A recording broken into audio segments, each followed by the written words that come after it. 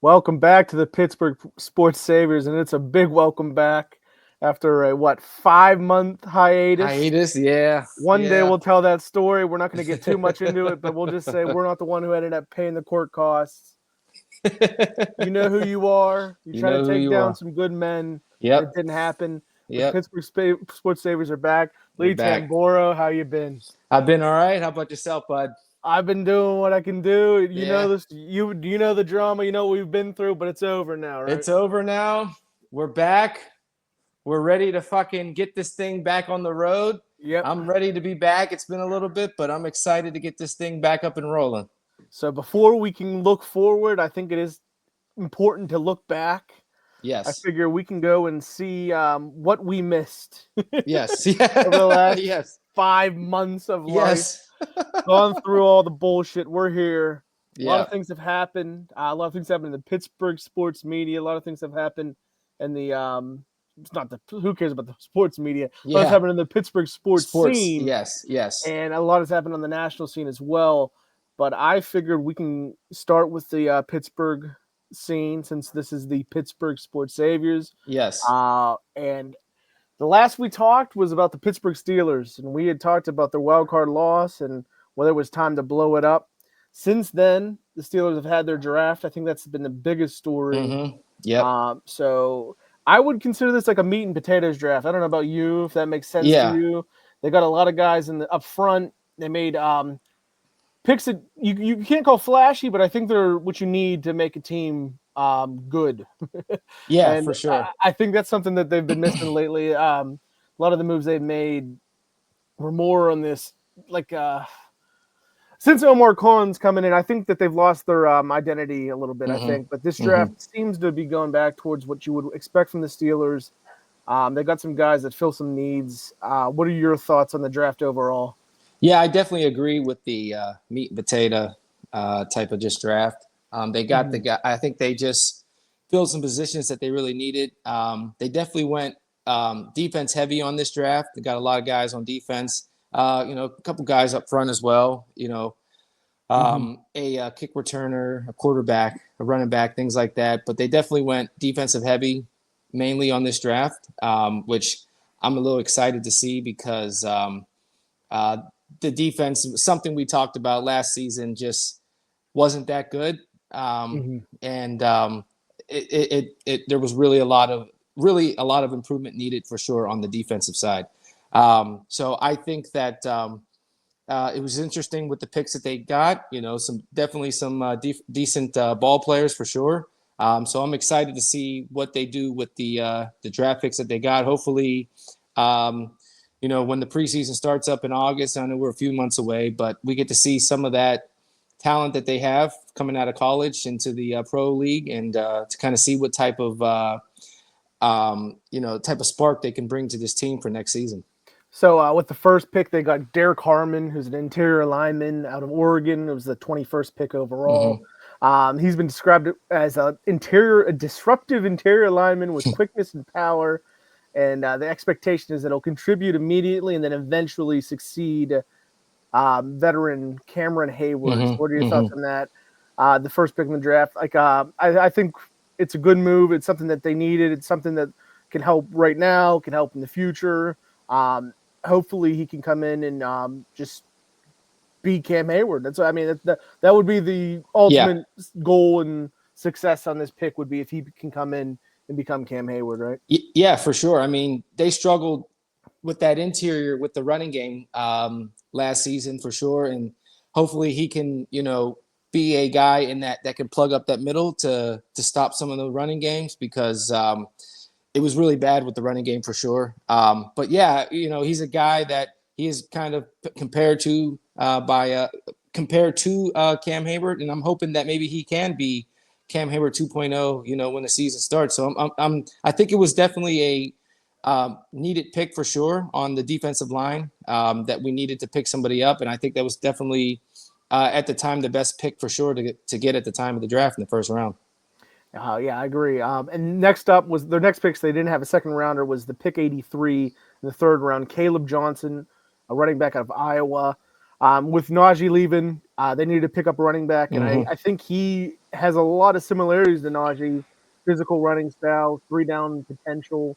I Mm-hmm. think he can play a big role this year. I expect him to play a big role this year. I don't know how they're going to do the snaps between him and Jalen Warren, but I think it'll be similar to what we saw for the most part when both Najee and Jalen were healthy. Don't you agree? Yeah, for sure. If he comes out of the gate running, I think they could be that 1-2 punch that we had, what we saw, at some type of sparks during some of the games with Najee and Warren, and hopefully he can fill that position. Like you said, with the loss of Najee, we definitely needed somebody else in that backfield to pick up, and I think this was definitely again another decent pick for them to pick at this spot in the round. Probably the best player at the time as well. And I think that just seeing some of his highlights, he definitely looks like a guy that could potentially make some plays and maybe going down the line be a 3-down back for sure. Yeah, I definitely think these two top picks are going to be big contributors. The next two picks, I think, have a good chance to being in the rotation. First was in the fourth round, Jack Sawyer, an edge rusher out of Ohio State. In the Mm-hmm. fifth round, Yaya Black, a defensive tackle out of Iowa as well. Yaya Black's a huge guy. He's Mm-hmm. 336 pounds. He can come here and be a nose tackle. Should help with the run game, you would hope. Sawyer, edge rusher. Uh, Depth piece right now between Watt and Highsmith, and Mm-hmm. I think he can come in a couple snaps a game maybe and just bring some energy. I'm sure he'll be on some special teams as well. I would assume so. Two good picks. Like I said, it's a meat and potatoes kind of deal. I Mm-hmm. think these are guys that Mm-hmm. you expect to come in here and not. They're not going to be flashy at first, but they're going to be valuable pieces. I think.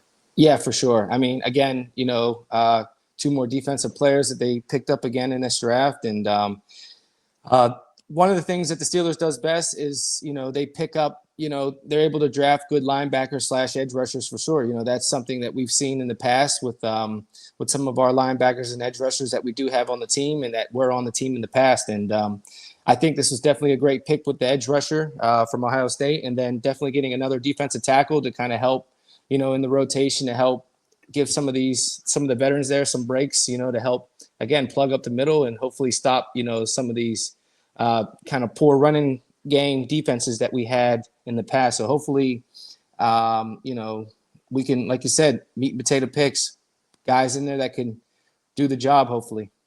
Yep. So I'm going to skip sixth round because that's going to be our next topic with the Steelers. Go right to the round 7. They made 2 picks. First was Carson Bruner, a linebacker out of Washington, who he's actually the son of former Steelers tight end Mark Bruner. You probably going to see him on special teams year 1 at least. You never know what can happen. Mm-hmm. I don't know if his spot is guaranteed, but I guess if you're drafting a guy, you're probably going to expect him to make the team. And then next is Dante Kent, who's a cornerback / punt returner out of Central Michigan. They describe him as a speedy cornerback and punt returner that'll bring versatility and special teams value. I don't know too much on either of these guys. I'm not going to pretend that I'm some draft expert, Mm-hmm. but like Mm-hmm. Ken at least sounds maybe he's going to be a guy who can come in and contribute as a returner. Yeah. I mean, right now we do have Calvin Austin on the punt return. Mm-hmm. Maybe he can go in on the kick return. I don't know. It could be Yeah. something that we could see for sure. Hopefully, again, Hey, he I can mean, help. if they don't pick up another receiver, they might be looking for Austin to have more of a Yeah, contribution to the that's offense. That's true, and yeah, so then maybe this guy could fill in that position in the punt Mm-hmm. return. So yeah, I mean, definitely, yeah. If Austin gets the, starting in with the wide receiver core, then yeah, we'll definitely need some. So hopefully, a guy that can definitely make some plays for sure. And yeah, Mm-hmm. the other guy again, I'm not too familiar with him either, but maybe Cool he'll fill a story with role. the Mark Bruner thing. Yeah. Cool to have a son of a former player on the team. Bruner was also always a fun guy back in the day, I guess. uh, Yeah. yeah, but moving on from the draft, not the biggest story outside of the draft for the Steelers that we missed is the quarterback position, Mm-hmm. which is very much up in the air, if you ask me. Once again, everyone who took a snap this season is gone from the roster. Yep. We've lost both Russell Wilson and Justin Fields. I am expecting that there has to be a move coming forward. especially given the fact that they did not address this issue until the sixth round of the draft, when the Mm-hmm. Steelers took Will Howard out of Ohio State, who had a lot of success there, was led his team to a national championship. Mm-hmm. Mm-hmm. I just don't see him as a guy who's going to be doing too much this year. So right now, the starter going into the season is Mason Rudolph, former Steeler, comes back home. There's a big elephant in the room, obviously, with Aaron Rodgers. I don't know where you want to go with the conversation here. I know, for me, I just can't see a scenario where they'd be this negligent, and I think Aaron Rodgers has to be expected to start for this team come September. For sure. I mean, I mean, we got lucky with Big Ben, when we drafted him, and he was a great talent. Our number one quarterback at the time, Tommy Maddox, got injured, and he came in and performed well in that Ravens game that we had lost, but then he went on to win 15 straight, which that's not something you're going to see with a quarterback coming out of college, in the draft that you pick, every year. That doesn't happen like that. So, I'm not going to expect and say that Will Howard's going to be that kind of guy to do that. We've already seen Mason Rudolph for sure. He's played for this team. He started. We've seen how he can perform.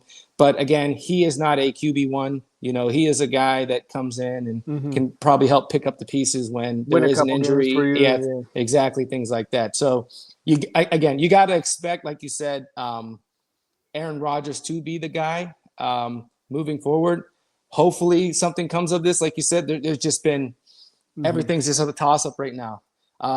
Russell Wilson is now with the Giants. Justin Fields is now with the Jets. They both got new contracts, and it looks like they're going to be starting for their teams. And it's just, we're just kind of, just sitting around waiting to see what the Steelers are going to do. So, if Aaron Rodgers comes in, you got to expect that he's going to be starting for sure. Yeah. Other names out there, maybe Kirk Cousins. That's a lot of money for a guy.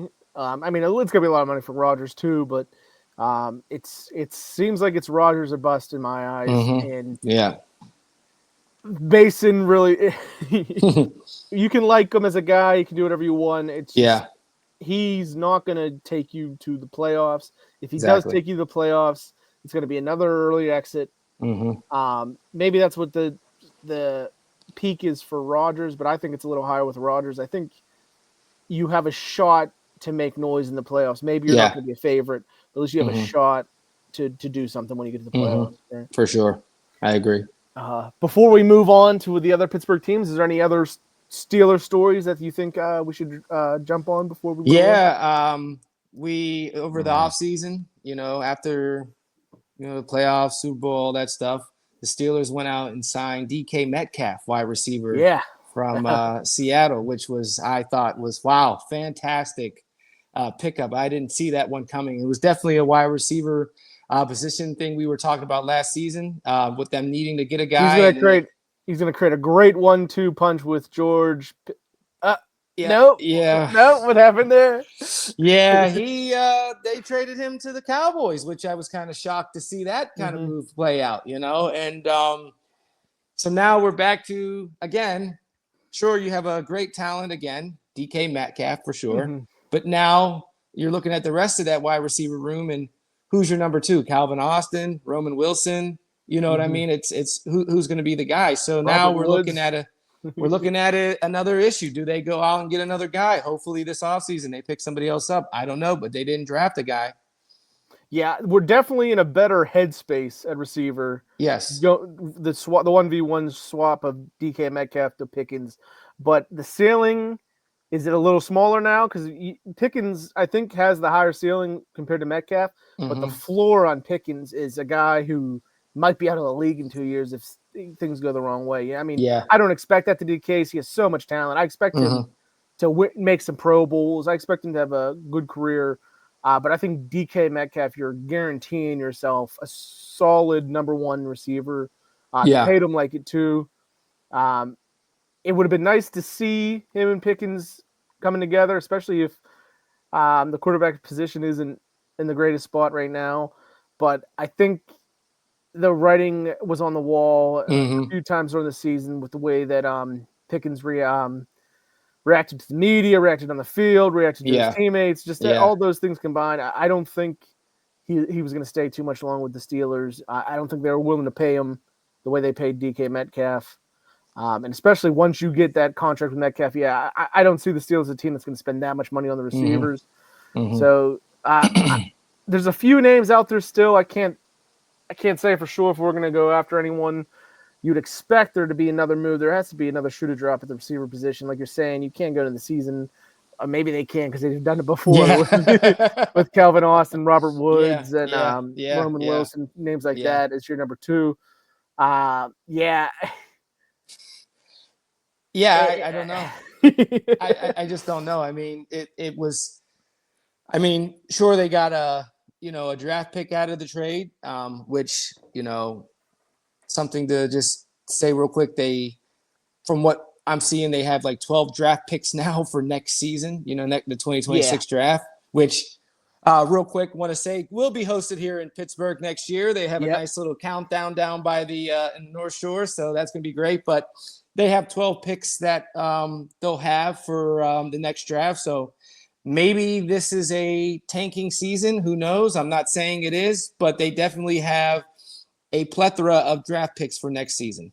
So, the draft picks are here, and maybe we use some of those on a few names at receiver I can think of would be looking up to. I'm not doing this all. Chris Olave is the big name from the Saints. He's a guy who's out there. The Steelers have even expressed some interest in acquiring him. I think there's some reports on that. He would he would cost the most draft capital for sure. A couple other names, and these are pretty much just tying to Aaron Rodgers, would be Alan Lazard, who most recently played for the Jets, and then Romeo Doubs, who was with the Packers. So there's connections with Rodgers with those two guys there. There's other names out there that I don't think are likely. This list tries to put like T. Higgins and Debo. Either one of those are guys I think are going to be coming to the Steelers anytime soon. So the big name there would be Olave. When I say big name, he's also the guy that is possible. Yeah, I think he's a name that's possible out there that would be a big thing for the Steelers. And he complements Metcalf, I think, in a lot of ways. Yeah, for sure. And it'd be just a great pickup if maybe that's what it was. Maybe they were going after getting these draft picks so they can make another big move. Let's hope that that's the play moving forward. But like you just said, we've seen the Steelers do this, go into a season in the position that they're at right now. So you mentioned the draft here next year. Have you got to see the clock yet? I haven't personally. Have you gone past the clock? I have not yet, but I'd like to go down there and take a walk and just kind of see it. I do know that there is a nice little countdown that they put in there, so I'm excited that it was something I never thought we would have seen a NFL draft here in this city, but it looks like it's going to be happening next year. I'm excited for it. I think the last thing we talk about the Steelers here would be the schedule was released. Yep. They got 4 primetime games, and then they also have a home game in Dublin, Ireland against the Vikings, September 28th. I that's a game that if things were maybe a different year, maybe hopefully go back, I'd like to see a game in Dublin. I think that'd be a fun place to go. For sure. Pitt's going to play Notre Dame in Ireland also coming up soon. Oh, wow. That's pretty interesting. So, I think it's going to be cool because Mr. Rooney at the time, the father, I think he was an ambassador out there for Ireland, I think. Yeah. So, it's just fitting that they get to play a game out there. And I think, if something in the future does come with them playing out there, it'd be amazing to go out there and get to actually watch a game out there. So I think that's amazing just to see. They have a very interesting schedule. Again, it's something that I think we saw last season. They could start off strong and then finish, in a rough spot because of just how the schedule's playing out.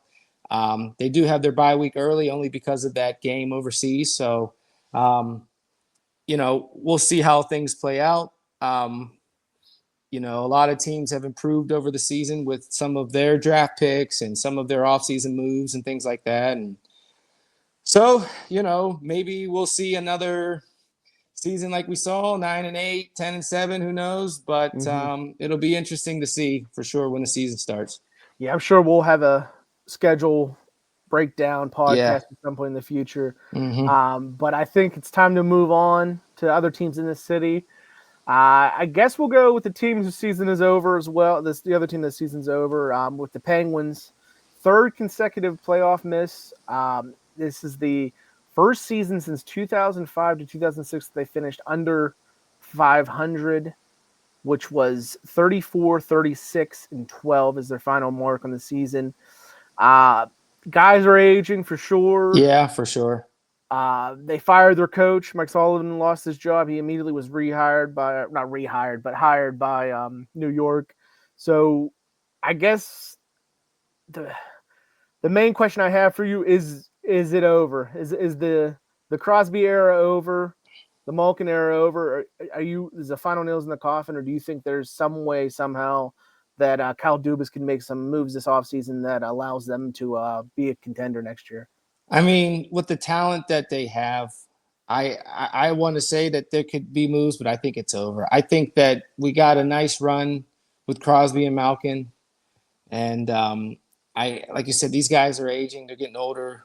They're in their mid to late 30s now, and as soon as you hit that age, you're really not, the greatest players, playing around now, with the exception to some professional sports players and how they are able to keep their body, fit and things like that. I just don't know, how much more, with hockey being such a type of sport that it is, that these guys can continue to play at a high level at the age that they're at, and so, I think the era is over. I think we had a nice run with them, and I just think that the staff, and ownership of the team did not get the pieces they need. And like you said, now they're on a third consecutive season of not making the playoffs. And, and I don't know. I think that's it. We might get to see them play maybe 2 more seasons, but I don't foresee us making any real change that's going to make them a contender for the Stanley Cup in the future right now. Yeah, the fall off with Malkin is a lot worse than it is with Crosby. Crosby's still one of the top guys in the league. But at this point, you're in a rough spot. I mean, it's up to Crosby, obviously. And then maybe we'll bounce back to this a little more because we can talk about Crosby and McCutchen and what you do with aging legends and the decisions that the two teams are facing related to whether or not you got to do what's best for the franchise or what's best for the guy. And maybe those answers are the same sometimes. But I think it's over too. I think you can argue it was over before the season even started. Yeah. The cap's an issue. Especially with the figures for these guys, how much money they're making. I don't know the exact numbers on everything. I'm not going to pretend I'm a hockey expert, but I do think that this is over. I do think that it was also time to move on from Sullivan, who obviously brought them some cups, was a great coach during his time here, but every coach except for Tomlin, at some point their time runs out. So I think that that's just where the Penguins are right now. You're going to have to get into a rebuild. And it's going to be interesting to see what they can do in a rebuild. Now that you're not going to have Crosby and Malkin to fall back on. Can these guys make moves? Can they evaluate talent? They've been trading away so many draft picks and everything like that they haven't hit on anyone. There's no one really coming up through the system that I can tell. This is from me talking to friends that are more into hockey than me. Yeah. But I do think that the run is over. It was a great run. You can even call it. You can consider 2 separate dynasties, honestly. Yeah, for sure. Yeah. But the great teams with more success than any fan base can ask for, I think. Yeah, for sure. I mean, they gave us a lot with the run that they had, and I think, like you said, I agree with you. I think they are in a rebuilding system right now for this team, and I think the run's over, and we'll just have to wait for a few years. Hopefully, some players come up throughout the years, that become pros, and we can rebuild and become the Penguins we were of the past. Yeah. Any other Penguin topics that you know of or you want to talk about? There were a couple losses. Mike Lang passed away. Yeah. And Legendary announcer, and then mhm. former general manager Ray Shero also passed away since we last talked. Um, Shero obviously was the GM during a lot of the winning. He built a lot of the teams here. Mike Lang was an icon in Pittsburgh. Um, Even outside of hockey, I think as a baseball fan and everything like that, you know about Mike Lang, and he's a Yeah, yeah. great guy. I have a personal story. I can remember I was working at a local restaurant. He came in the one night, hammered, ended up spilling a beer that I had to clean up. So I can say that I've cleaned up after Mike Lang's spilled beer at a Yeah, I sports bar. actually have a bobblehead from a game I went to of Uh-huh. him that they were handing out, so I'm gonna keep that. Maybe that'll be worth something down the road. Who Uh-huh. knows? But yeah, definitely a talented sportscaster, things like that, and rest in peace Mm-hmm. to him. The only other thing I could think of with the team was they just something really small. There was like they had like a Pittsburgh night where Pat McAfee hosted and Yeah, Crosby yeah. was there, Mm-hmm. and they had Crosby and Ben and Paul Skeens and Yeah. them trying to win some money for some people and things like that. And they had a fun little time. I thought that was nice to see them out there and just to see how talented Crosby was. I mean, it seemed like he could play any sport. It seemed like how Yeah. talented he was. Uh-huh. So but getting to see them all out there, it was a nice little night to see the big three guys: Ben, Crosby, and Skeens. Yeah, yeah, like you said, Crosby makes they each threw a football for charity. Yep. Excuse me, for charity. It wasn't even for charity. Actually, it was just for No. some Yeah. asshole Yeah. in the arena just Yeah. to win Yeah. some money. Yeah. Crosby, without even flinching, just it makes his I was gonna say makes his shot because we're talking hockey here, but who yeah, so as segues go, I was going to make this segue. We went from literal death to Yeah. figurative death on the field, Oh. which has been the Pirate season so far. Everything that could go wrong has Oh. gone wrong for this team. Oh. And Oh. that's talking on the field, off the field. It starts with Jared Jones Yeah. getting injured. He ends up finally this week. He got surgery today actually as Mm-hmm. this is Wednesday night. He injured Tommy John. Oh, technically, they're not calling it Tommy John surgery. They're saying it's UCL surgery, which is usually tied to Tommy John's, but there are like other surgeries you can get involved. He's Yeah. obviously out for the rest of this season, and I don't see him coming back for next year, No.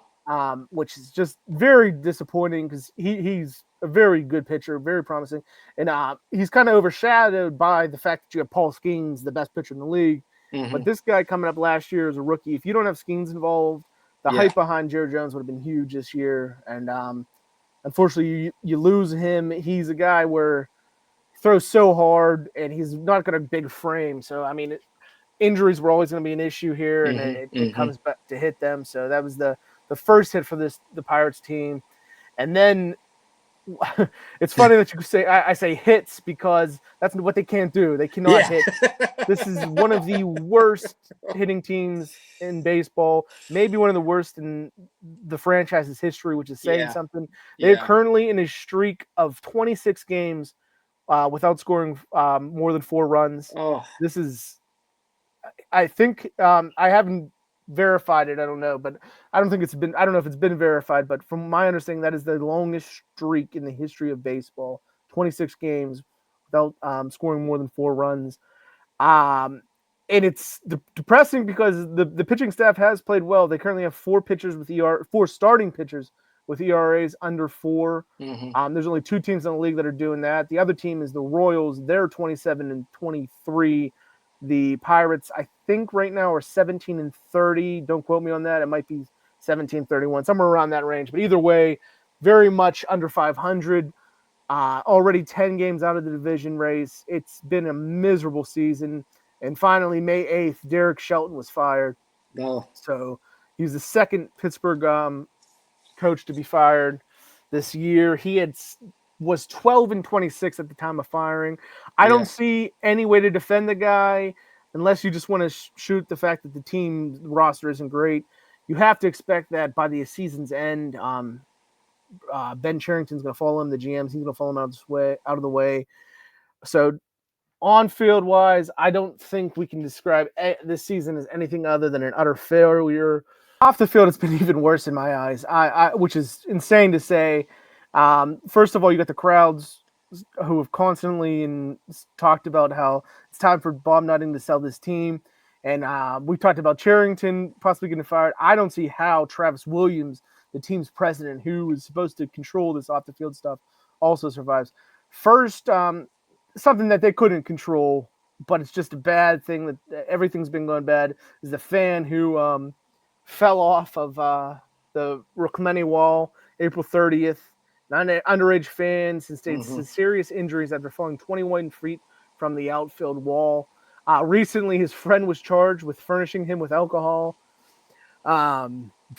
It's an awful story, which in any situation would be the worst PR story you can hear from a team.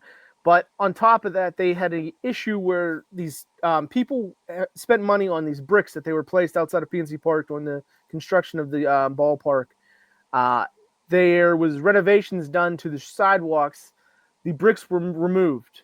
Oh. That's fine. You needed renovations and everything. So people started to ask about their bricks, and they were told by the team all these excuses. Oh, we're going to figure it all out. Finally, someone found the bricks in a in a dumpster yard, whatever you want to call it. They threw away everyone's bricks. And we're not going to tell anyone until someone found them and took photos of these bricks. And this is just something that cannot happen. It's embarrassing as an organization, especially an organization that you're talked about as being cheap. When you're it just everything snowballs for this team. I don't know where to go in the future. But I just said a mouthful.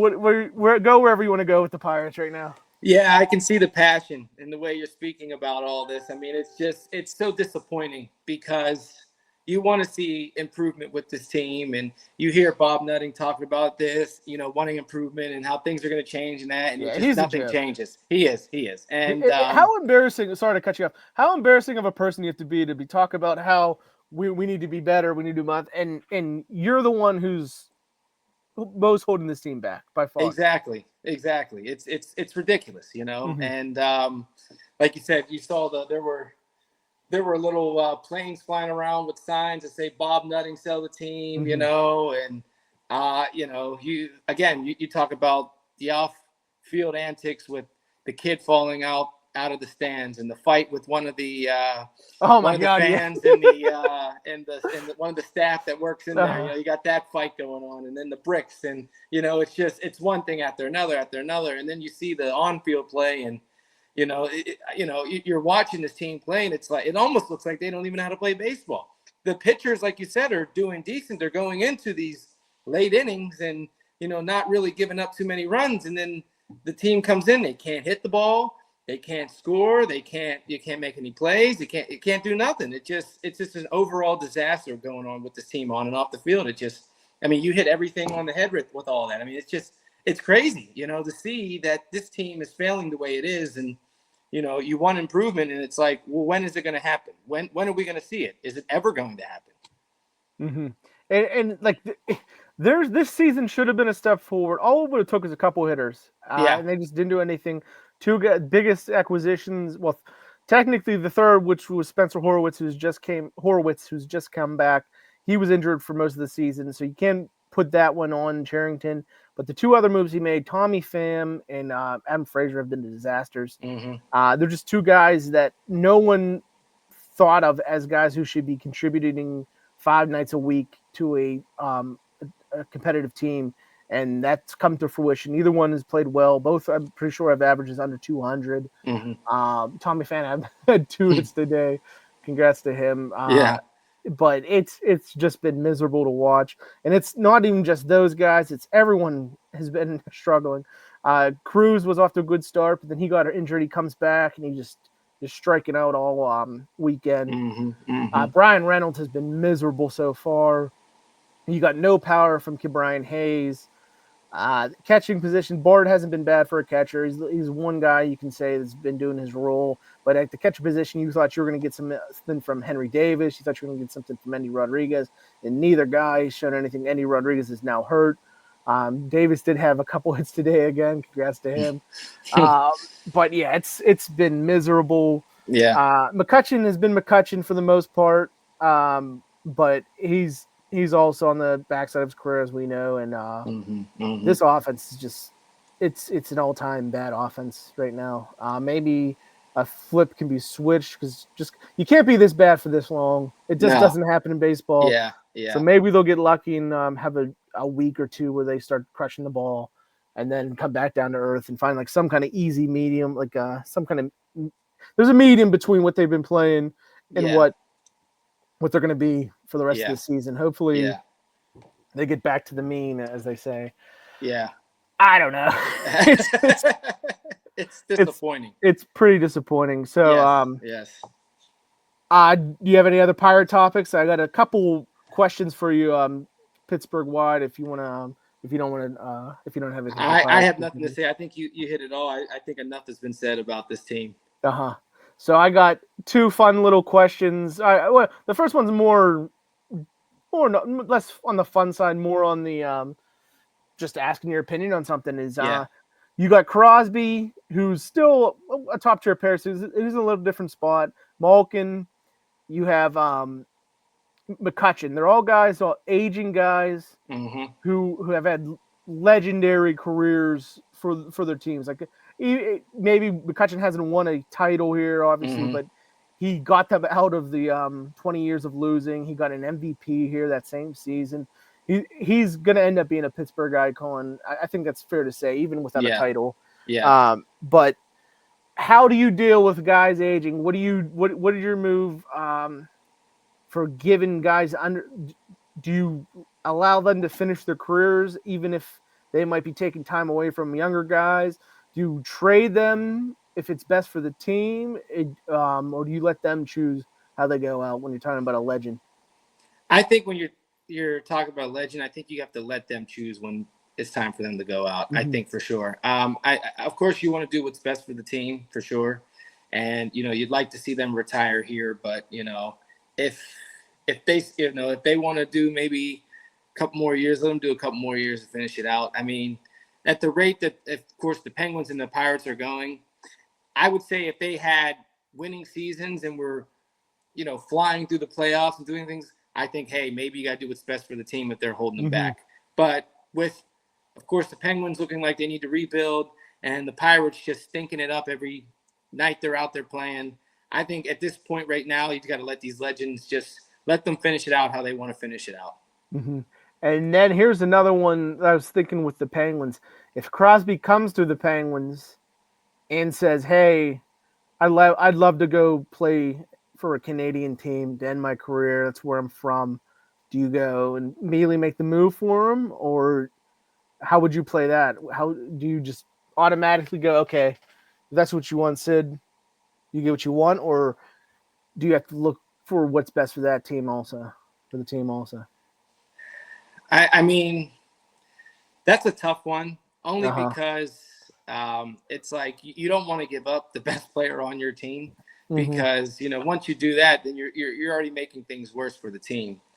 But what exactly is he contributing to a team that's not helping him? You know what I mean? That's the other thing you're looking at. So in a scenario like that, in a situation, I think, especially with how the Penguins have been playing and how things have been going for them, I think you let him go. I think you let him go, finish his career where he wants to, because if you're not even bringing in pieces for the past 3 years to help them win, what are you going to do this coming season? Are you really even doing anything? Is anything going to change? I think if he comes to you and let's say next season they do the same shit and nothing happens, I think you let him go. Let him do what he wants to do because you're not helping him. Yeah, I think I'm with you. The question is, if it gets out, you're probably not going to get much back in the trade for him, but is it just enough that he's done what he's done for the team? Yeah. And you got to do it for him. McCutchen's the opposite question here. If the team was good. Yeah. And from everything I understand, McCutchen's in a spot where it's the Pirates or no one. He's gonna be a Pirate or retire. Mm-hmm. Is there a point where you just can't keep him on the roster if you're a winning team, or do you say we'll ride it out with our guy no matter what? I'm for this one, since you got 26 guys on the roster, you got 13 hitters for the most part. Mm-hmm. I think you ride it out with your guy. Yeah. But if you're in a playoff battle and you got a guy who's not pulling his weight, I don't know. Yeah, no, I think I agree. I think I agree with you. I think you got to just ride with him. I mean, if you're winning and even if he's not really contributing much, I mean, he's a Pittsburgh guy. He's a Pirate guy. He's going to be a Pirate for life. He did a lot for this team and helped them win a lot of games. And I think that you just ride it out with him till his career ends at that point. Yeah, and then I guess the final thing on the topic would be the difference between the two for sure would be the Pirates already did let McCutchen go and he came back. Versus Crosby has been there the entire time. Do you see a difference? I think there is something special to a guy who plays his entire career for one organization. What do you put a value on that for? Yeah, for sure. I mean, that just goes to show where his heart's been with the team the whole time. When you have a guy. I will stop that. I will, because McCutchen, which choice wasn't McCutchen would have been a Pirate forever. His heart was with the team. It's just the organization trade. The organization, sure. So I think they're both. I think they're both great guys, and it's something to definitely say for a team, for a player that stays with a team the whole time. I think it's phenomenal. If the ownership didn't let him go, I think it would have been great to just see him here the whole time.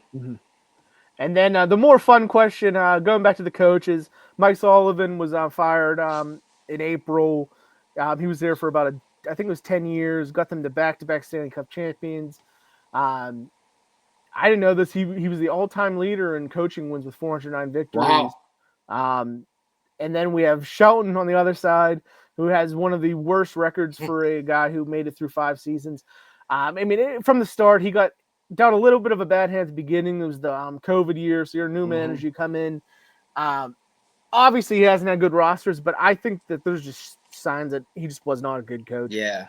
And then finally, we have the 2 coaches have lost their jobs. We have Mike Tomlin, who remains a head coach.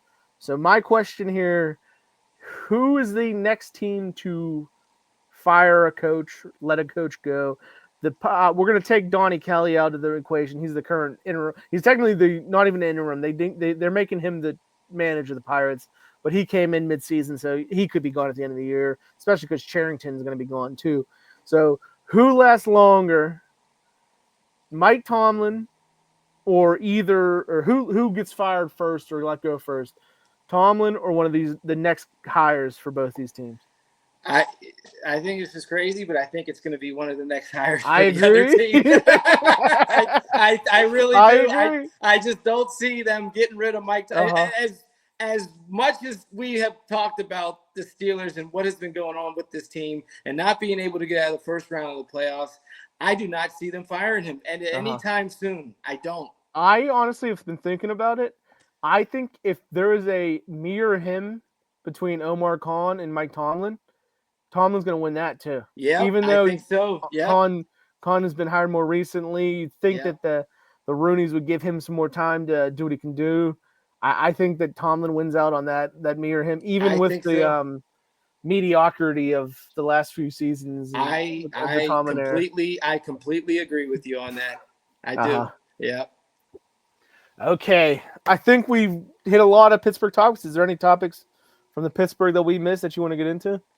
No, I think we hit everything. We hit all the sports teams, and we talked about everything. And it'll be interesting as we continue on now. We continue back on with things, with talking about these teams in the future as we continue on with the podcast. Yep.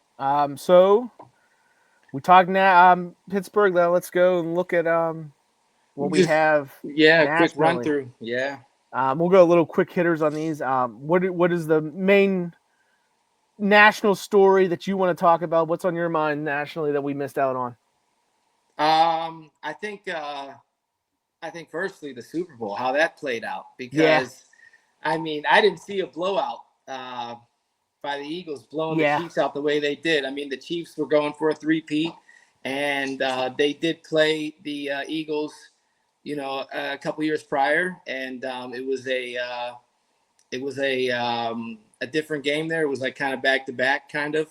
And we just saw how the Chiefs have been playing over the past couple of years, and the way they went into this Super Bowl. We thought it was going to be different, and boy, was it! It was not the way we thought it was going to be. 40-22 final. Mahomes was sacked 6 times. The Eagles forced 3 turnovers. It was a crazy game for sure. Yeah. I don't know. Is it a passing of the torch? It might be. I Kansas think City reign over? Can they rebuild? Can they reload? I think they is can. Philly the new top dog in the league? I mean they definitely have the talent. They have a good running back with Saquon Barkley. They have some good receivers. They have a great quarterback. They have a good coach, and they have a great defense and a great team. Kenny got the ring. Yep, Kenny got the ring. That's it. And so I think right now maybe the Eagles are the top dog right now, but I think for sure we'll probably see the Chiefs back there again. Yeah, in the moment you see the way they looked, you then start getting all this. Oh, maybe he's done. Maybe Mahomes is just. Maybe they don't have the fire left. But I think that you're right. I think they'll be able to bounce back. The question is, how much time do you have left with Andy Reid? How much time left with Travis Kelce? You've seen the Kelce fall off is there. Yeah, Mahomes is still young. Mahomes can go another 10 years. Yeah. But the Eagles look great that whole run. I would say that they're a team that people got to worry about, and the way they're doing it is just impressive, and it's just hilarious. There was so much like random drama with that team early in the season. I never understood why it was going that way, and then I think we blinked and they were on an incredible streak of wins at some point. But I thought it was. If it wasn't competitive, it was still an intriguing Super Bowl to see how it played out. Yeah, for sure. So big NBA thing. I think it's got to be the Luka trade, right? I would say the Luka trade, and then subsequently the fact that the Mavericks have won the lottery, the draft lottery. Yeah. So it's definitely February 1st, the Mavs trade Luka to the Lakers in a blockbuster 3-team deal that gave the Dallas back Anthony Davis, Max Christie, and a future first-round pick. Yeah. Luka joins LeBron, obviously. You think that this team that makes them one of the favorites for the championship. Now today, Lakers are eliminated from the tournament or the playoffs pretty early on, and the draft lottery comes. Dallas, who had just a 1.8% chance of getting the top pick, somehow leapfrogs 10 spots to become the number one overall selection. Yeah. You have to expect they're going to draft Cooper Flagg. You're going to join him in with Anthony Davis. Kyrie Irving's coming back from an injury, obviously, but he should be back sometime next, you would expect. Now you got a 3-headed monster there. You got a little bit of cap space, cap flexibility. I don't know how much you got there, but you got something there. Yeah. Did this draft lottery save Dallas? What are your thoughts on the trade at first? Where are you at with all that? At first, when I saw that trade, I thought the Mavericks were just stupid as hell. I'm thinking to myself, you're going to give up arguably probably one of the top 5 players in the league to go, trade him for a guy that gets injured all the time. With Anthony Davis, of course, Anthony Davis is still a good talent, but over the years, we've seen him with the Lakers. He's been injured almost every year so far and been missing a lot of games. And to think that you got this young player trading him for a little bit of an older player with Anthony Davis, still kind of young still, but to trade him to the Lakers. And I'm thinking to myself, what were they thinking? A lot of you could see even like Jason Kidd's face in one of the interviews. It looked like I just want to be off this team now. And then all of a sudden you fast forward to the draft lottery and somehow they get the number 1 draft lottery pick. It's like, that's interesting. It's like, I'm surprised that happened, but they'll probably add Cooper Flagg, like you said, to the roster, and they're going to have a 3-headed monster for sure, and definitely some other picks and like cap to probably get some other players. So they could be a potential contender next year for the title. So you have the draft conspiracy, the draft lottery conspiracy. I have the more fun conspiracy, I think. There is a change in ownership at Dallas. I think they traded Luka with the hopes that the team would suck, and then they could then move from Dallas to Vegas. But now we have a situation where the NBA throws this curveball at them and gives them the first overall pick. Yeah. So if they do not take Cooper Flag with this pick, or they don't trade it for Giannis or something like that, I am fully on board with the idea that this ownership wants this team to lose. They want to lose. They want to end up moving the team, and they can't do that unless the team is a losing team and the fans aren't coming. You can't move a team you can't move a team where the stands are full and everyone's at the games. You have to have that place half empty. You have to be able to say, look what's going on here. We can't make money here. We got to move to Vegas. So that is my mark. If that pick is not used on Cooper Flag or not used to trade for an elite star, and I'm talking an elite star like Giannis, not some like half decent guy and he's going to fill in. I'm calling it. I'm calling bullshit on this ownership. I'm saying that's the true conspiracy. Not the draft lottery conspiracy. I like that. That's fun. I like that. That's a fun. I like that. I like that a lot. We'll have to see how this whole thing plays out with that, because that'll be very interesting to see what happens come the NBA draft. So that'll be fun. Other news that I could think of: Mike Malone was fired from the Nuggets. The Nuggets just got eliminated by the Thunder. You know, which was I was kind of shocked to see after they won the title. I think the year prior with him. You know, and just to see that they got rid of him. So I was kind of shocked about that one. I think tonight we just got told that Shai Gilgeous-Alexander is now our MVP of the league. He was for the MVP, so that's good for him. Interesting to see where we're at right now in the playoffs with the Eastern and Western Conference Finals.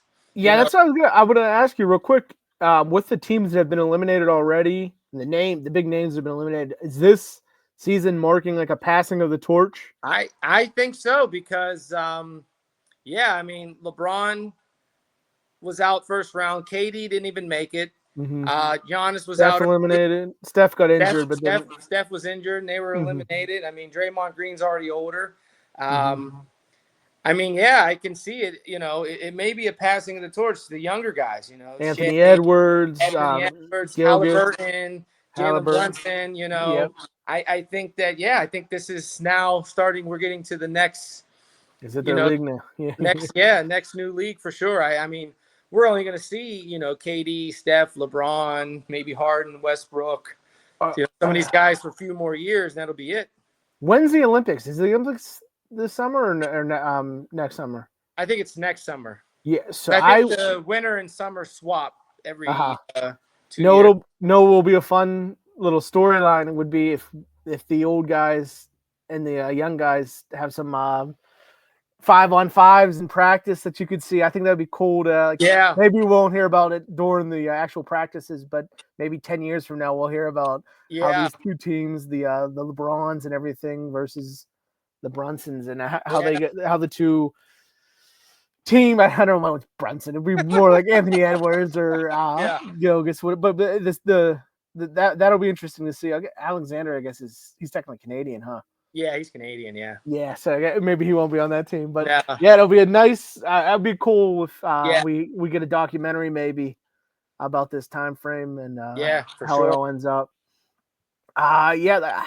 What other sports stories? I think you wanted to hit on the Secretariat. So I was watching the Kentucky Derby, which I forget the horse name that won, but all of the horses, which was crazy, they were all descendants of Secretariat, the late horse, from back in the day that we talk about, And I think it was just interesting that they were all in that race, all descendants and relatives of him. I'm pretty sure this is.